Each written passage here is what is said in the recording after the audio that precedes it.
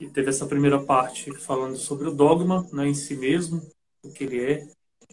Depois tratando de forma mais específica esses dogmas marianos e ainda mais especialmente esse da maternidade divina. Mas trazer para o contexto histórico, né, o porquê e aquilo que o senhor disse mesmo. Acho que tudo é a compreensão, em primeiro lugar, da pessoa de Cristo, né? E depois daquela que está associada a ele, né? Que é Maria em relação a Cristo, né? Então, se ela é mãe de Cristo, Cristo, uma profissão de fé nossa, né? Nós cremos, é o nosso Deus, o nosso Senhor, está lá, das razões bíblicas, das fontes também que o senhor colocou, né? Lá a palavra de Isabel, cheia do Espírito Santo, e toda essa fé da igreja que já apresentava esta realidade, né? De que a mãe de Jesus, Jesus é Deus, sempre foi querida e foi anunciada assim, né? Como mãe de Deus.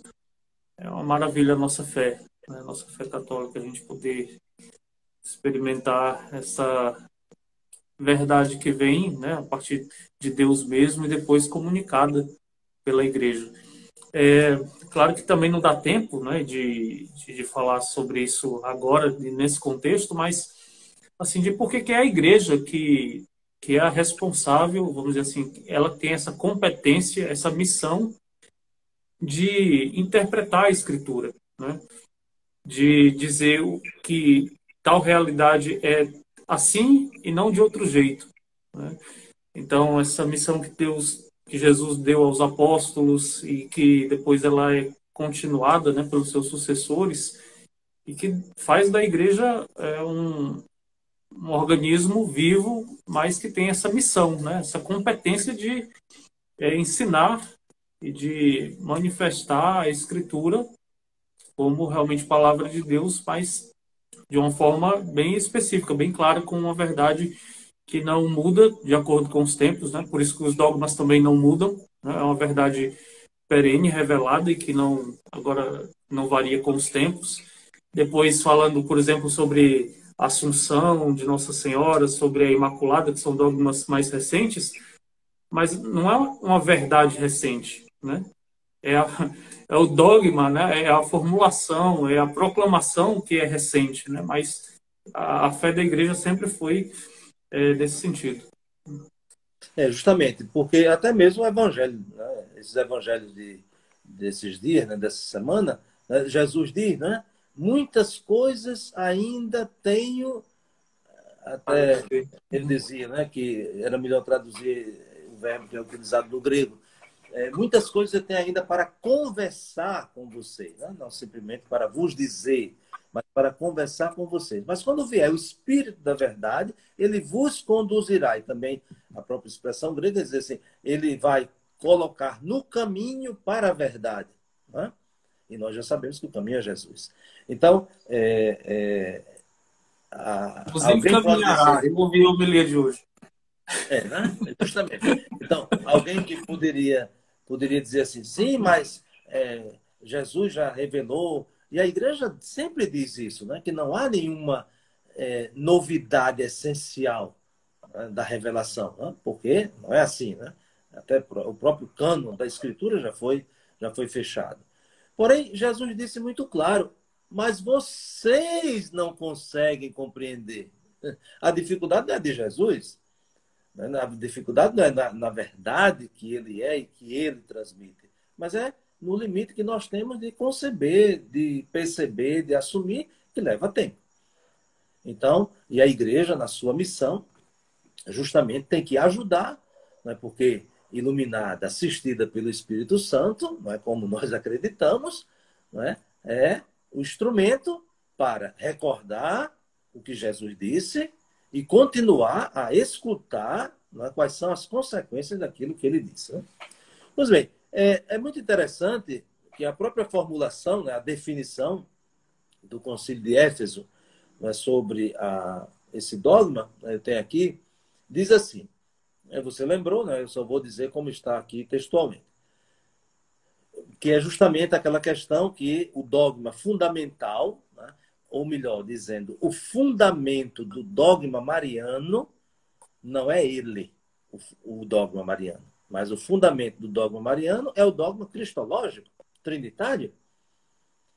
Não se faria uma afirmação que Jesus é mãe de Deus se nós não acreditássemos que Jesus é Deus. Então, o dogma fundamental, assim, o que sustenta tudo, é a fé trinitária, que é justamente aquilo que foi debatido em muitos concílios ecumênicos nos primeiros séculos, né, que é muito interessante, claro, aqui a gente não tem oportunidade, mas as heresias, elas têm até coisa muito inteligente, né? Claro, não estou dizendo que tem a verdade, né? Mas que tem uma inteligência, porque não é qualquer burrinho que inventa de levantar uma heresia, né? É alguém que tem. Só que, infelizmente, cai num equívoco, né? As meias-verdades, né? São mais perigosas que as mentiras, né? Justamente, né? É isso mesmo. Então, o concílio se expressa assim: que seja excomungado, ou seja, que está fora da comunhão, que seja reconhecido que está fora da comunhão. Mas não é assim, a partir dali, o camarada que disse isso, ou que não acredita nisso, ele foi posto fora. Não, foi reconhecido que já está fora. Né? Ou seja, a excomunhão é um reconhecimento de que a pessoa já está fora, que ele já ter consciência disso, que ele fez uma opção de estar fora. Né? Pois bem, então, o que é que diz? Que seja excomungado quem não professar que Emmanuel é verdadeiramente Deus. Pronto, então qual é o fundamento do dogma? Que Emmanuel, Jesus, é Deus. Então, não é que seja excomungado quem não acredita que Maria é mãe de Deus. Não. É a coerência. A primeira afirmação é que seja excomungado quem não acredita que Emmanuel, né, que Jesus, é Deus. Então, se nega isso, a consequência, né, as consequências mais lógicas serão dizer que a mãe dele não é mãe de Deus, e assim por diante. Né? Agora, o que é mais curioso é alguém dizer que acredita que Jesus é Deus, mas não acredita que Maria é mãe de Deus. Ali é que está a ironia. Aí é que eu digo que é a burrice do herético, né? Ou seja, ele não tem nem consciência que ele é herético mesmo, né? Mas é uma falta de inteligência, né? Então, por quê? Porque se a pessoa diz, não, quem é Jesus? Jesus é o Filho de Deus, feito homem para nos salvar. Tá bom. Quando o anjo apareceu, né, em sonho, a José, o que foi que ele disse a José? Não temas receber Maria como tua esposa, porque o que foi gerado nela é obra do Espírito Santo. Né? Porque, como está no profeta, eis que a virgem conceberá e dará a luz um filho, e lhe porás o nome de Jesus, porque ele salvará o seu povo dos seus pecados. Então, o que é que o anjo disse ali a José? Que o filho de Maria, filho de Deus. Ou seja, como é o nome dele? Jesus. O que é que Jesus quer dizer? Deus salva. Então, se é Deus salva, e ele é o Salvador, então ele é o Deus que salva. Então, é filho de quem? Filho de Maria. Logo, Maria é mãe de Deus Salvador, porque o nome do menino que nasceu é Jesus. Né? Então, não foi assim, o nome dele como homem é Mané, e o nome dele como Deus é Jesus. Não é isso? Ou seja, o nome dele é Jesus. Deus salva. Ele não tem dois nomes. Né? E, claro, não preciso dizer aqui que Jesus Cristo não são dois nomes. Né? Então, tem essa... Por isso que eu digo, né? Eu digo que o fundamento da nossa fé católica, né? Não é uma opinião, né, de alguém, de um grupo, né, de um tempo. Não, tem o fundamento na encarnação. Ali é o fundamento. Né? Vamos dizer, o dogma fundamental é o dogma da encarnação. Porque o dogma da encarnação já é a grande maravilha que Deus faz no humano. Quando assume o humano. É a grande maravilha. Coisa impossível para um humano assumir Deus. É impossível. Impossível. Então, como é que você vai... Como é possível que Deus se faça homem? É impossível para nós. Para ele, não. E, portanto, vem confirmada vem confirmado esse princípio. Ele faz grandes coisas. Né? De fato, ele faz grandes coisas. Infelizmente, às vezes as pessoas acham que as grandes coisas que Deus faz são coisas espetaculares, fantásticas, né? De show, de apresentação. Né? Não, as grandes coisas que Deus faz não precisam serem reconhecidas na própria história. Isto é, como é que Deus se encarna? Isso é a grande coisa. Como é que Deus se torna filho de uma criatura? Impossível, né? Para aquela criatura fazer isso, mas para Deus isso é possível e assim por diante. Então são essas grandes coisas. Então aqui diz, né, a primeira afirmação é que seja excomungado quem não professar que Emanuel é verdadeiramente Deus. E aí vem a consequência. E, portanto, que a Virgem Maria é verdadeiramente mãe de Deus, pois deu à luz, segundo a carne, aquele que é o Verbo de Deus. Pronto. Então, essa é a formulação. Coisa simples, evidente, verdade que se impõe. Mas se impõe a partir de baixo. É ascendente. Não é uma coisa que decidiram e impuseram. Mas para quem acredita, né? Acredita, por isso você lembrava. Nós acreditamos que Jesus é Deus? Sim. Portanto, essa é a consequência. Um judeu, né, não vai dizer que acredita que Jesus é Deus, porque se ele acredita que Jesus é Deus, então ele torna-se judeu, vira cristão. Né? Não continua mais judeu, impossível. Né? Um judeu que acredita que Jesus é o Messias, o Filho de Deus, consequentemente, naturalmente, ele dá um passo, ou seja, ele deixa de ser judeu, de professar a fé da antiga aliança. Né? Ou seja, ele chega naquilo que a gente pede toda sexta-feira santa. Né? Ou seja, que conheça, né, a verdade, que chegue ao encontro, né, daquilo que espero, né, das promessas feitas no Antigo Testamento. Então, nós diríamos que a intenção fundamental, né, do Concílio de Éfeso era, antes de tudo, reafirmar a unidade, né? Porque quando nós dizemos que Jesus, né, é o Verbo eterno, a pessoa divina, que se une à natureza humana, né? E, portanto, a famosa união hipostática, né? Que também a gente não vai tocar nesse assunto. Então, a intenção fundamental do Concílio de Éfeso não é vamos agora exaltar Nossa Senhora, né? Vamos inventar uma festa para Nossa Senhora. Que conversa! A intenção fundamental do Concílio de Éfeso era afirmar a unidade da pessoa de Cristo. Ou seja, ele não é, claro, são termos mais modernos, né? Esquizofrênico, ele não tem duas personalidades, né? Ele não tem assim dois pedaços, né, que foram colocados ali aparentemente unidos. E, portanto, reconhecer Maria como mãe de Deus significa, na verdade, olha lá, professar que Cristo, filho da Virgem Santíssima, segunda geração humana, é filho de Deus. Pronto. Então, até se diz, né, claro, não estava lá, né, no século V, disse que quando o povo, olha o povo, né, escutou, né, que o concílio reafirmou esta verdade, ficou tão contente que levaram os bispos, né, as pessoas levaram os bispos para comer em casa, para os bispos comerem em casa, né, na casa dele, né? De tanta festa que fizeram. Né? Ou seja, a própria sensibilidade religiosa, né, aguardava, né, que fosse banida esta heresia. Isto é, que isso não tem sentido, né? Afirmar que Jesus não é Deus. Então, se Jesus não é Deus, acabou-se tudo, né? Acabou-se o cristianismo. Porque ficar Jesus só como um profeta, fica como judeu.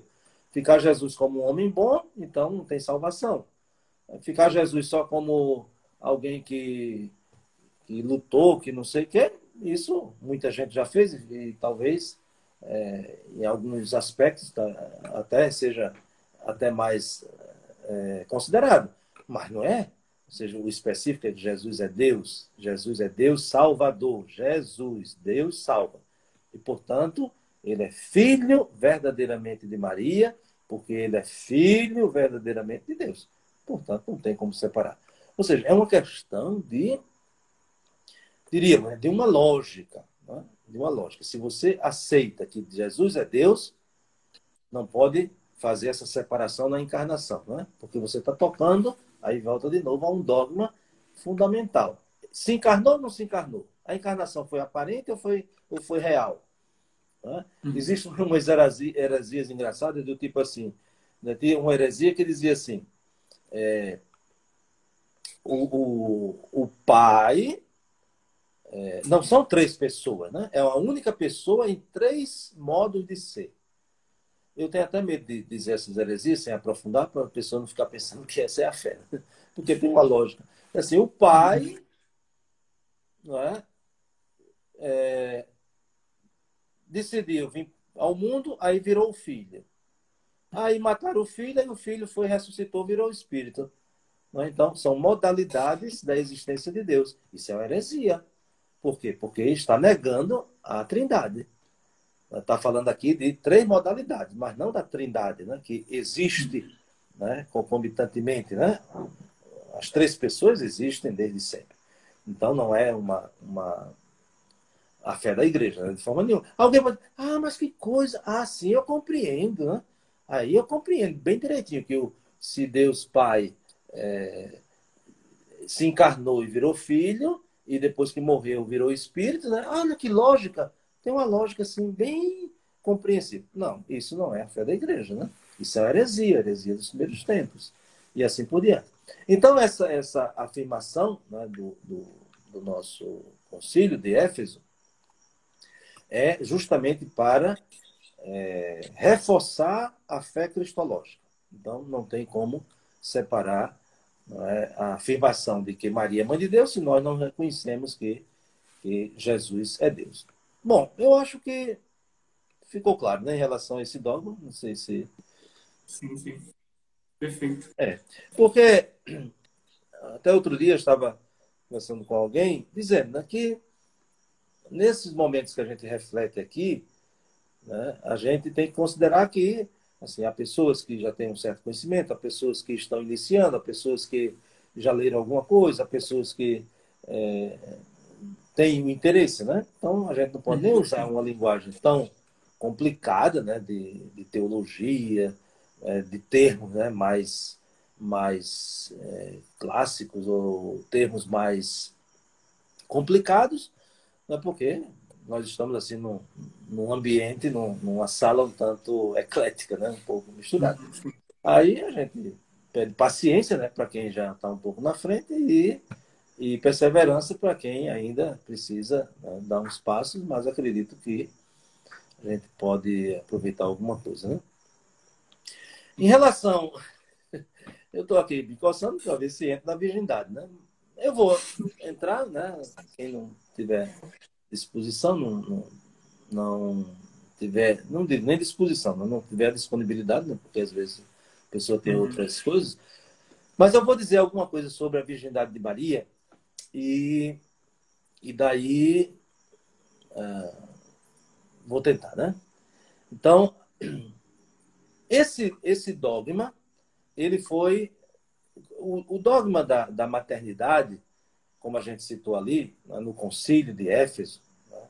Então, 431, né, ele foi declarado, oficializado, né, justamente por causa dessa heresia.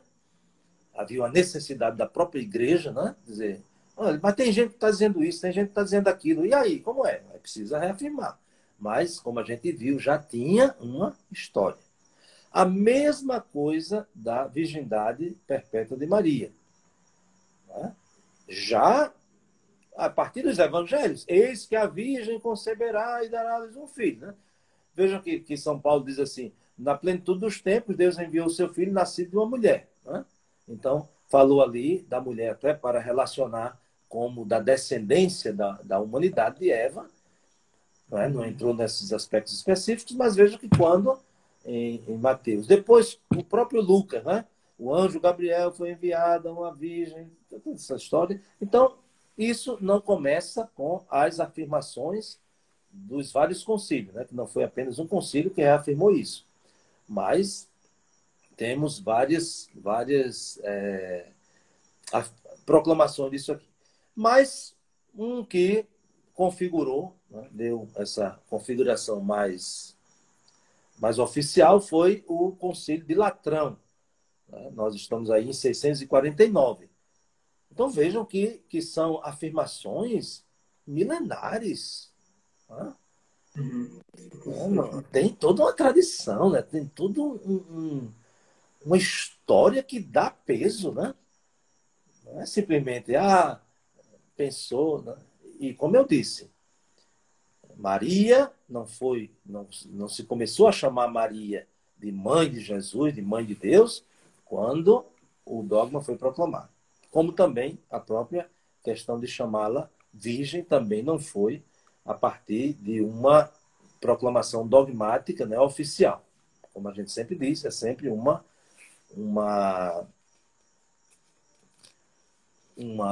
reconhecimento, né? Uma proclamação do reconhecimento.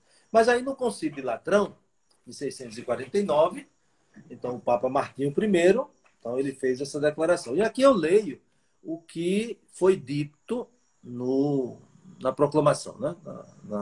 na declaração desse dogma.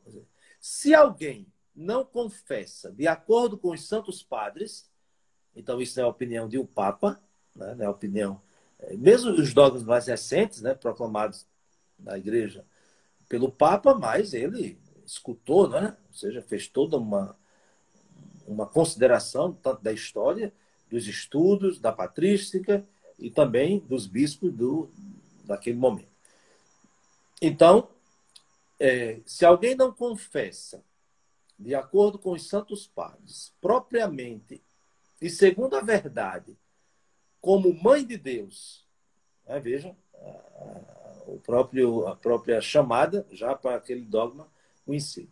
A Santa, sempre Virgem Imaculada Maria, olha lá, a Imaculada Conceição, né? Que é um dogma, vamos dizer, recente, né? De 1854, mas vejam que Maria já era chamada assim, Imaculada Conceição. Então, é uma história, né? É isso que a gente quer dizer. Pois bem, então eu vou recomeçar, né? Porque eu inventei fazer os comentários e partir do pensamento. Se alguém não confessa, de acordo com os santos padres, propriamente segundo a verdade, como mãe de Deus, a Santa, sempre Virgem, Imaculada Maria, por haver concebido nos últimos tempos do Espírito Santo e sem concurso viril, gerado incorruptivelmente o mesmo verbo de Deus, especial e verdadeiramente, permanecendo indestruída ainda depois do parto de sua virgindade, seja condenado. Tá? Então, ou seja, excomungado, né? Rejeitou a fé.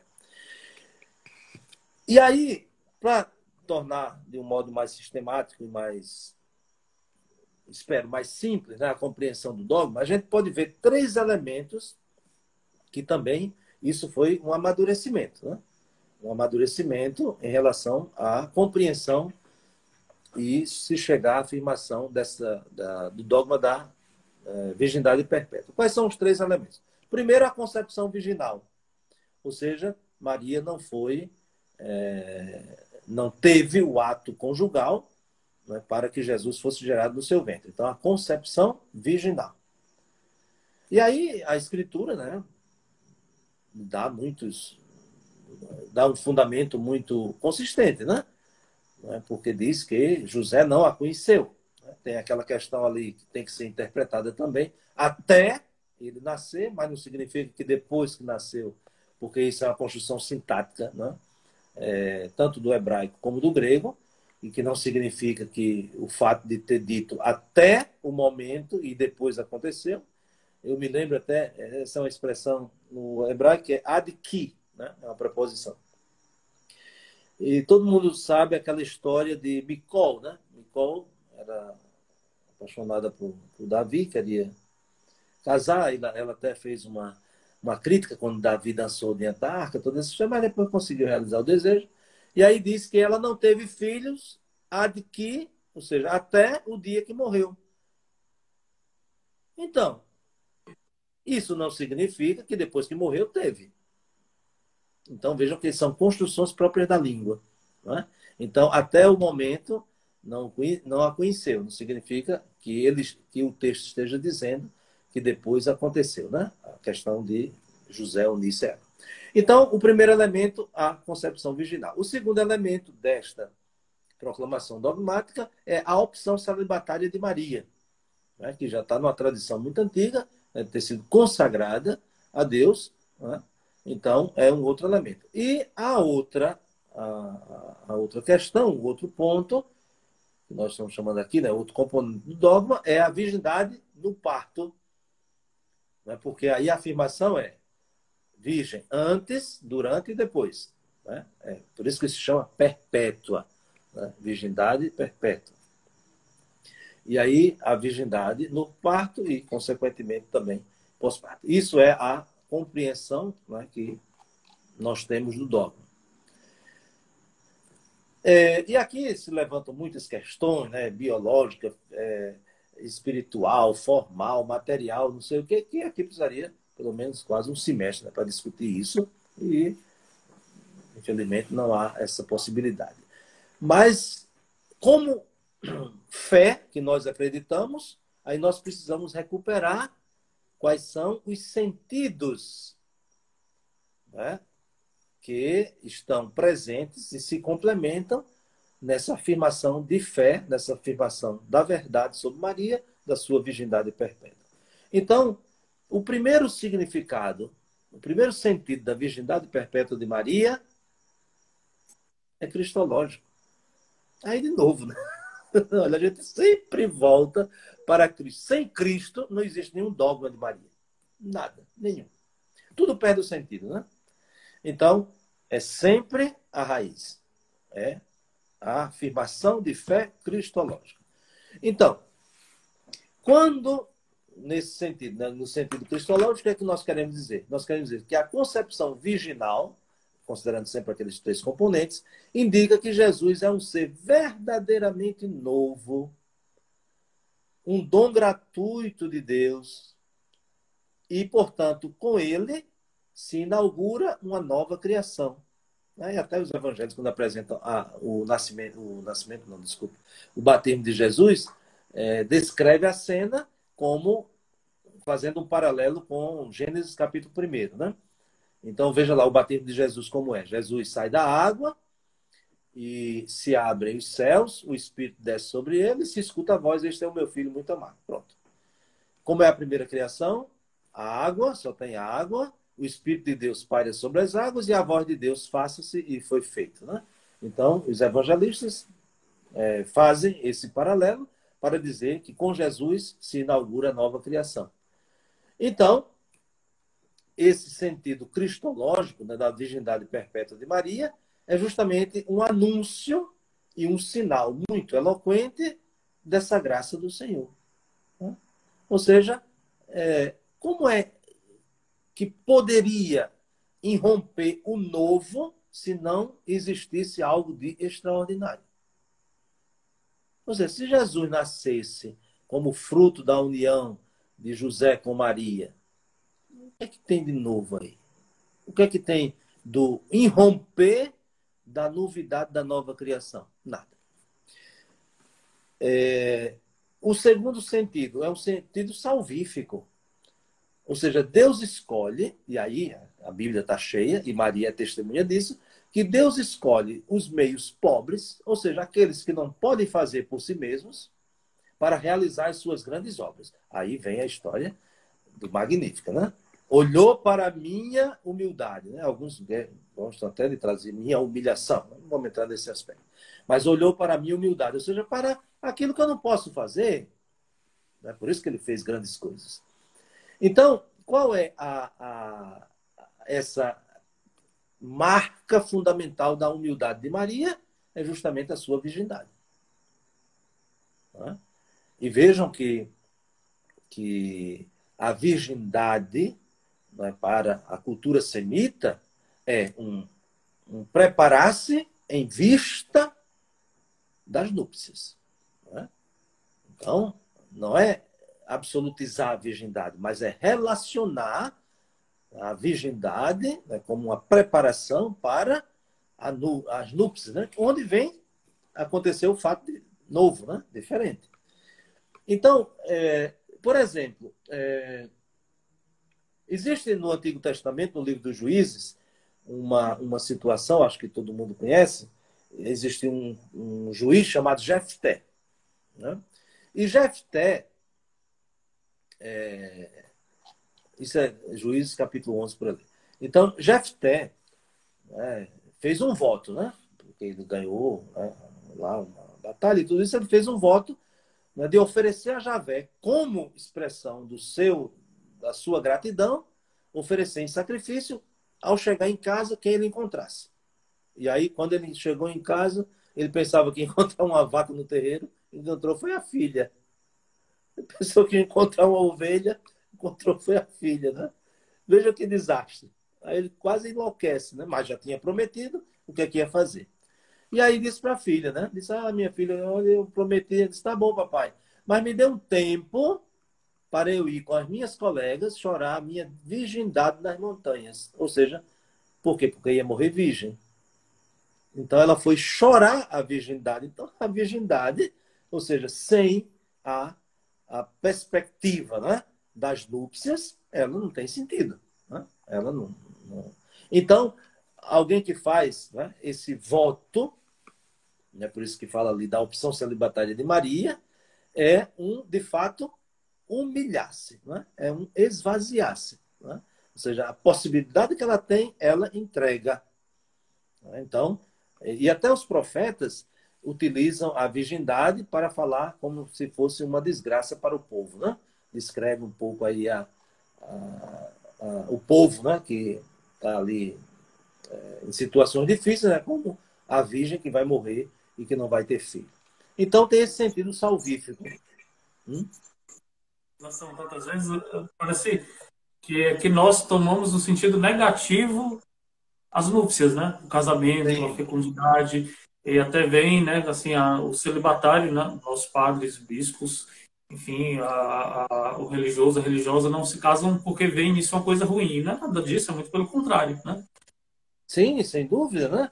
Então, se é orientada para esse sentido, né? Por isso que nesse componente, né, dessa opção celibatária de Maria, nós vemos quase que de forma paradoxal, ou seja, não faz nada, né, para gerar, para criar, mas nela vai acontecer o nascimento mais extraordinário do mundo, que é o nascimento do Filho de Deus. Né? Ou seja, o Senhor faz grandes coisas impossíveis para nós. Porque se ela tem a relação com José, tem filhos, isso é a coisa mais comum, não tem nada de, mesmo que seja maravilhoso, a geração de um filho e o nascimento, mas de extraordinário, de impossível, isso não tem nada de impossível. Depois o sentido existencial, né? Maria, na afirmação, né, da sua virgindade perpétua, tem um sentido existencial, porque Maria é expressão, em Maria, né, a virgindade é essa expressão total, né, de entrega a Deus. Né? Então, até quando o anjo diz assim, né? Alegra-te cheia de graça. Ou seja, em Maria não tem espaço vazio de nada, a não ser ela é habitada plenamente de Deus. Então ela não pode dividir o coração com outro amor. Não, não que isso seja ruim, pecado, não, mas é porque é uma opção que virou a sua condição de ser a mãe do Filho de Deus, ou seja, o seu coração indiviso. E, por fim, há também um sentido antropológico. Né? Isso aqui também eu acho muito bonito. Né? E daí vem a atualidade, né, do dogma, o sentido antropológico. Isto é, nós dizíamos que a Mariologia nos ajuda a perceber a relação de Maria com Jesus, com a igreja e com a humanidade. Né? Até foi a primeira coisa que nós dizíamos. Essas três perguntas que a Mariologia responde. Qual é a relação de Maria com Jesus, a relação de Maria com a igreja e a relação de Maria com a humanidade. E nesse último sentido da virgindade perpétua de Maria, o sentido antropológico, nós vemos que a virgindade de Maria ilumina, não é? Ou seja, lança uma luz de compreensão para que nós, seres humanos, descubramos quem nós somos. O que é que nós somos diante de Deus? Nós somos um terreno virgem, ou seja, virgem no sentido, né, de que está tudo para fazer. Né? Isso é pleno de possibilidades, onde tudo pode acontecer. Então, isso é a realidade mais diríamos assim, mais iluminada para nós, aí quando se trata Maria é a humanidade, para compreendermos essa sua, como é que diz? A sua virgindade perpétua, né? Ou seja, todos nós somos assim, né? E até mesmo como imagem da igreja, né? Imaculada, né? Sem ruga, sem mancha, né? Ou seja, aquela que está se preparando, e uma das características é a sua virgindade, ainda não é de ninguém, para ser totalmente do esposo, né? Do cordeiro das núpcias, né? Do Apocalipse, a gente pode ir até lá, né? Então, Maria, como a gente tem dito desde o início, ela não aparece na Escritura, ela não é relacionada a Jesus, não é relacionada à igreja, à humanidade, na sua individualidade, mas naquilo que ela representa. E, claro, não representa artificialmente, né? Ela representa naquilo que é a própria essência daquilo que Deus realiza nela, ou seja, das grandes obras. E isso fica claro, Maria, que vai para além de uma individualidade, é quando, no encontro com Isabel, também Isabel proclama as duas bem-aventuranças de Maria, né? E no texto, e é bom que se traduza assim, né? Porque às vezes a gente vê uma tradução que não é bem assim, mas é muito interessante quando se respeita, né, no modo de dizer, a concordância da língua original, quando diz assim, que Isabel vai dizer, bendita és tu, né, dirigindo-se diretamente a Maria, na segunda pessoa singular, bendita és tu e bendito é o fruto do teu ventre. Né? Então, bendita és tu, porque és mãe. E aí, Maria é única. Né? Então, aí ninguém pode, né, querer dizer, eu quero ser mãe. Não é. Não tem. Nesse mundo, ela é única. Mãe de Jesus é ela só. Né? Ninguém... Agora, depois Isabel continua. Bendita aquela que acreditou que tudo aquilo que foi dito da parte do Senhor vai se cumprir. Então, usa a terceira pessoa. Bendita, que é ela, né? O pronome é ela. Bendita aquela que acreditou que tudo aquilo que foi dito da parte do Senhor vai se cumprir. Então, as duas bem-aventuranças de Maria é de ser mãe, e portanto é só ela. E de ser crente. E aí não é só ela. Aí tem que ser todo mundo. Por isso que é a terceira pessoa. É um jeito, né? Um jeito de fazer isso, de dizer que Maria não aparece simplesmente na sua individualidade, porque seria só mãe. Mas não. É crente. Né? Bendita aquela que acreditou. E, portanto, ela representa a humanidade, né? Ela representa a humanidade.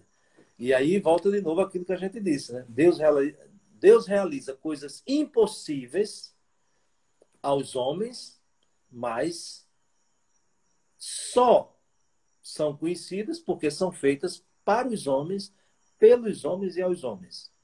Né? Como ela vai dizer, o Senhor fez em mim grandes coisas, aquilo que a gente já falou da sintaxe, em mim, por mim, e ainda se pode dizer comigo, né? Porque no grego, né, são os casos, e esses casos, a forma, uma única forma, pode ser traduzida como comigo, em mim, para mim, por mim, assim por diante. É muita coisa que enriquece também a compreensão dessa obra de Deus. E ali tem a questão Maria, mãe, só ela, e Maria, crente, modelo, não é? O protótipo, não é? O ícone, como que a gente queira dizer, que vai chegar a sua apresentação assim, mais solene, mais bonita, no Apocalipse capítulo 12, quando João apresenta a mulher, né, vestida do sol. O que é vestida com o sol? O sol representa a grandeza de Deus, o poder de Deus. Então ela está revestida, como estava naquela anunciação do anjo, pela força do alto. Tinha uma coroa de 12 estrelas. Né? Então, 12 estrelas. O que são estrelas na Bíblia? Né? As estrelas na Bíblia representam a descendência. Dizia Deus a Abraão, né? Olha aí, sai aí um pouquinho, né? Vai olhar para o céu, veja aí, conta as estrelas e conte os grãos de areia da praia, e assim será a sua descendência. Ou seja, é um jeito de dizer a descendência. Né? Mas por que 12? 12 porque representa o povo de Deus, do Antigo Testamento e do Novo Testamento. Depois disso que ela tem uma lua debaixo dos pés. Né? O que é a lua? A lua é um astro. E o astro foi criado para quê?